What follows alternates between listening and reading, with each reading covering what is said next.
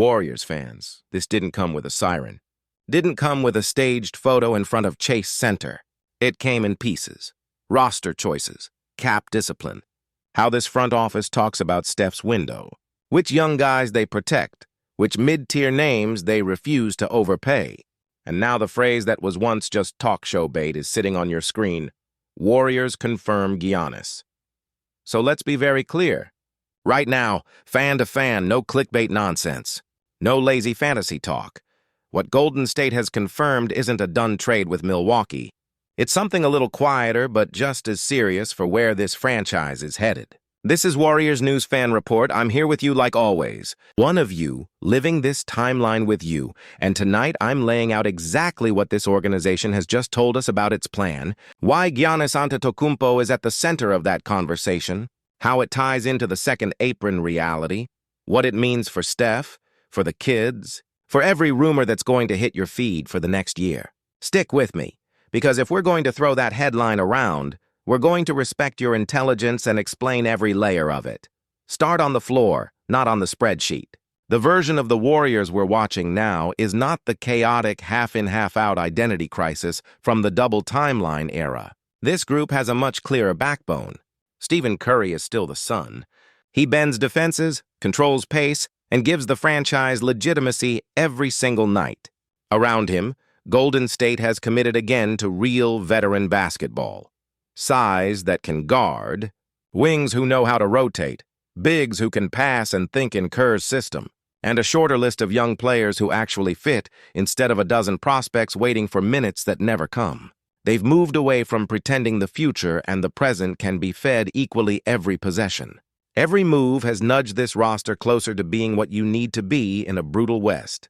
Physical enough not to get bullied, disciplined enough to survive playoff scouting, flexible enough to play fast and small without dying on the glass. At the same time, and this is the key detail that casuals miss, they haven't burned every asset to chase the name of the month. They have walked right up close to the second apron, felt how restrictive it is, and then made a point of not locking themselves into a maze of bad middle contracts they can't move. That is not an accident. In this CBA, if you're dumb at the margins, you lose your ability to even answer the phone when a real superstar becomes available. Golden State has spent the last stretch making sure they can answer that phone.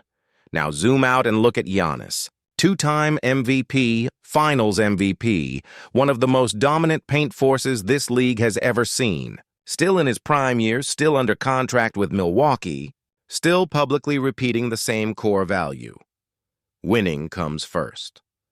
Every time he talks seriously about his future, he anchors it on whether the organization around him is doing everything to contend. That's been consistent for years. He said he's committed where he is, as long as that commitment is matched. He's also human. He's allowed himself room to change his mind if the situation stops matching that standard. And because of who he is, the moment there's any hint that Milwaukee can't keep up competitively, the entire league recalculates. Here's where Warriors confirm Giannis starts to mean something real. Golden State has effectively, through actions not slogans, confirmed the profile of the only kind of star they are willing to go completely all in for at this stage of Steph's career. A two-way, culture-safe, top-of-the-top-tier player who immediately justifies gutting depth, moving picks, and rearranging decades of planning. Giannis is the clearest blueprint of that profile. When your front office refuses to chase fringe all-stars at premium prices, refuses to tie up flexibility in sentimental deals, keeps a tight grip on movable contracts and legitimate prospects, that's an organization saying, if we throw everything on the table again, it has to be for that guy, or someone exactly like him. That is the confirmation. Not that Antetokounmpo has chosen the Bay, but that the Warriors have built their path assuming that if a player of his magnitude ever tries to walk through a new door, they want to be standing right there with the kind of offer that actually matters. You see it in how they manage their books. Under the second apron rules, stupid mid-tier deals are fatal. The Warriors know this. They've flirted with the margins, they've paid heavily for success, but they've also stopped short of fully detonating their future just to look busy. They've held on to specific salary slots that can be stacked legally in a major move. They've protected certain young players by not throwing them away in short-sighted swaps. They've preserved first-round capital instead of spray and praying it into the wind. None of that proves a Giannis trade is coming. It proves they are organizing the cap table in a way that lines up with the requirements of any serious pitch if a top-5 name hits the market. On the basketball side, the fit is almost too clean to ignore, and that's why his name won't leave this conversation. Giannis does everything on a court except shoot like Steph. The Warriors, at their peak, were the team that made non-shooters playable by surrounding them with all-time gravity, IQ, and spacing. Imagine a late Curry window where Antetokounmpo is the battering ram, the transition engine, the backline eraser, and Steph is allowed to lean fully into being the greatest off-ball weapon the league has ever seen again. You'd have the rim pressure they've lacked since prime slashing wings, the free throws they've cried for, the second and third efforts on the glass, the defensive coverage that hides aging legs and punishes lazy drives. You can switch more, run more, survive cold shooting stretches because you own the paint. It's not mythology. Stylistically, it's one of the rare superstar pairings that amplifies both players instead of forcing compromise. The problem in this league is always cost. For that kind of player, there is no fair trade. You're never replacing him in value. If in some future reality, Giannis ever told Milwaukee it's time, the Bucks wouldn't be negotiating from a position of strength in terms of keeping him. But they'd still be demanding a haul. Multiple unprotected firsts, swaps, plus blue-chip or near-blue-chip talent, plus matching money that doesn't insult them. And now think about what teams can even play that game with the new rules. You need big contracts that aren't disasters. You need real prospects, not just names. You need all your picks or close. You need a culture that a player like that trusts. Small list. The Warriors, by design, are trying to stay on that list. That's why you haven't seen them turn every mildly interesting rumor into an all-in package. That's why certain familiar names are here on manageable deals and certain others are gone. That's why they've resisted handing out long, heavy money to non-foundational pieces. It's not passivity, it's conservation. They are confirming that they will not spend their last bullet on the wrong target. And in every version of that internal conversation, Giannis is the test case. If you're going to sacrifice some combination of a beloved young forward, a key veteran, deep picks, and your long-term comfort, it has to be for the chance to put the most dominant interior force alive next to your generational shooter before that window shuts for good.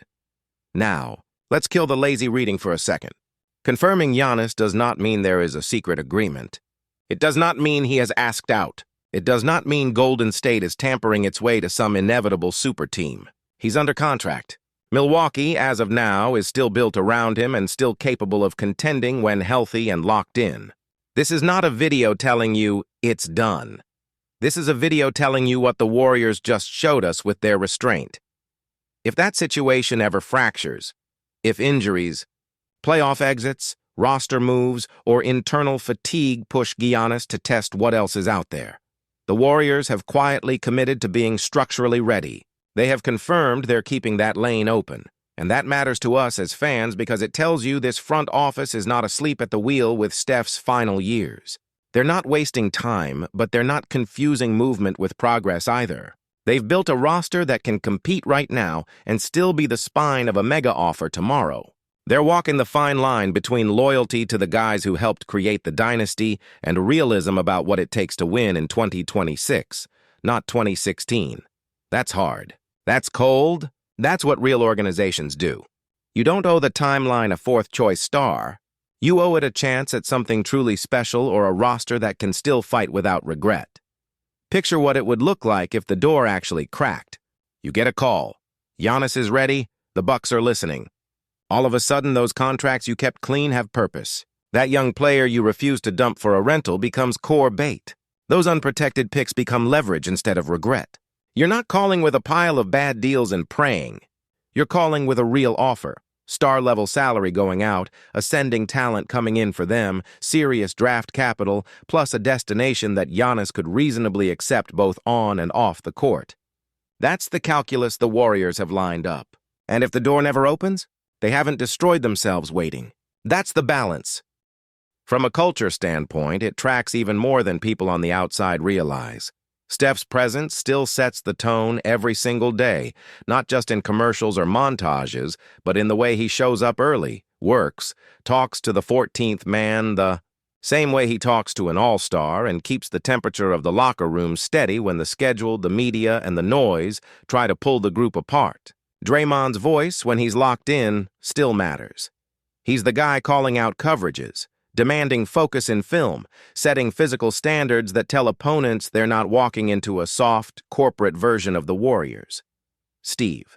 Kerr's system, when it has the right people in it, still produces intelligent basketball, ball movement with purpose, reads instead of scripts, spacing that rewards IQ, not just athletic testing numbers. That's the environment that's been built over a decade.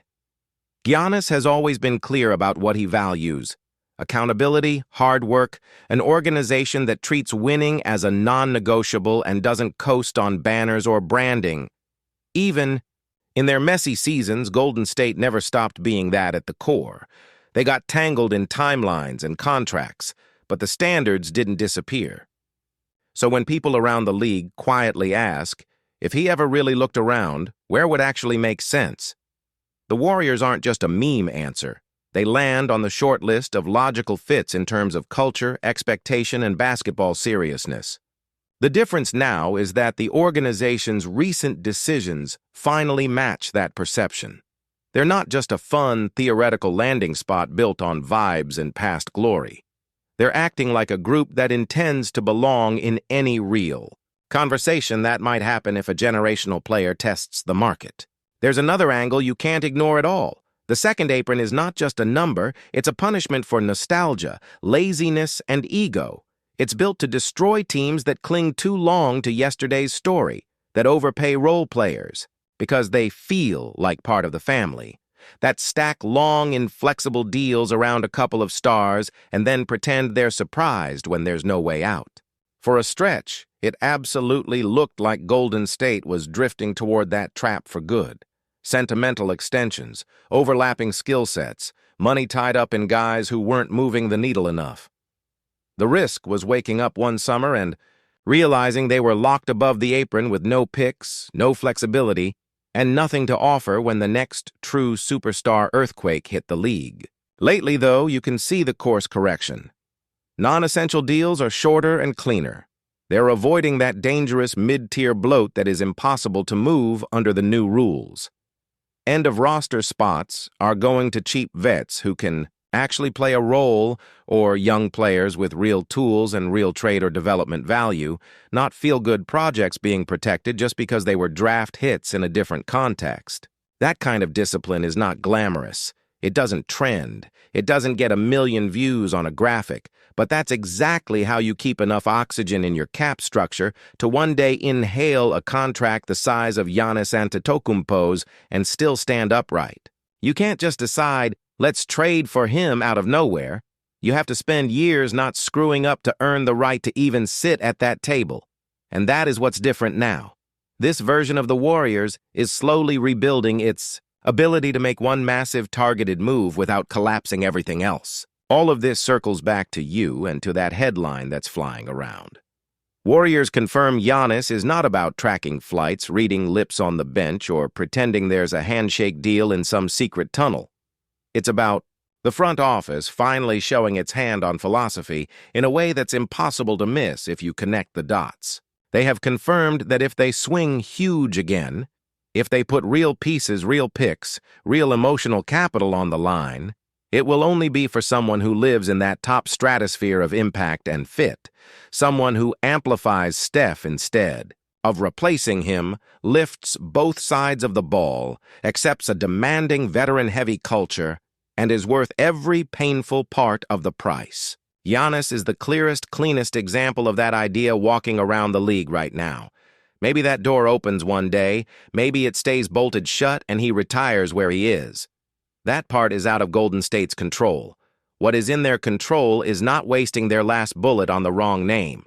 They've positioned themselves so that if the day ever comes, when a player like Antetokounmpo is really, truly gettable, they're not standing outside looking through the glass. They're financially, structurally, and culturally ready enough to sit down and talk. That's the confirmation.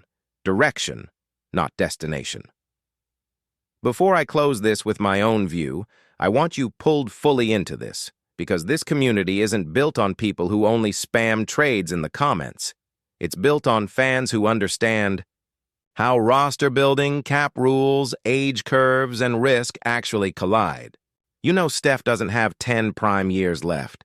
You know how rare a player like Giannis is, two-way, durable, obsessive about winning. You know this CBA punishes cute mistakes. So I'm asking you straight, if this ever became concrete, would you accept seeing the Warriors put real beloved pieces, homegrown players you've defended for years, plus unprotected first-round picks on the table to get it done? Or is there a line, even for someone at his level, where the cost in depth, identity, and future flexibility becomes too high? Do you trust this new, more disciplined front office to pick the right moment and the right name? Or are you still scarred enough by past swings that you'd rather see them ride out Steph's, last year's with a deep, organic roster and no nuclear moves? Are you comfortable with the idea that chasing a player like Giannis means accepting real pain on day one, jerseys gone, young favorites gone, because you believe the payoff in May and June would be worth it? Tell me in the comments like a real fan who watches full games, not just notifications. How far would you go, and for who? My final read, straight and professional, with everything on the table.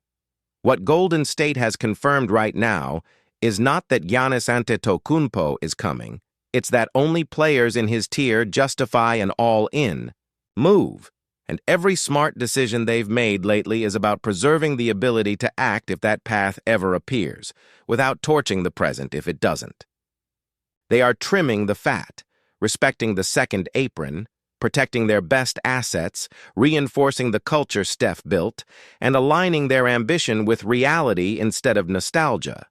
That is grown-up team building.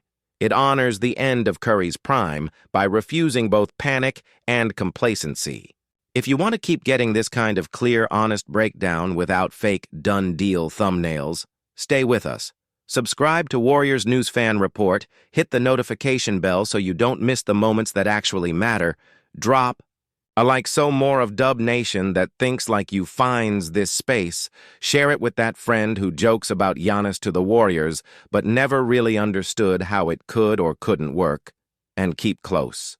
If this ever shifts from theory to real negotiation, you won't be caught off guard by numbers, names, or stakes. You'll already know exactly what it means.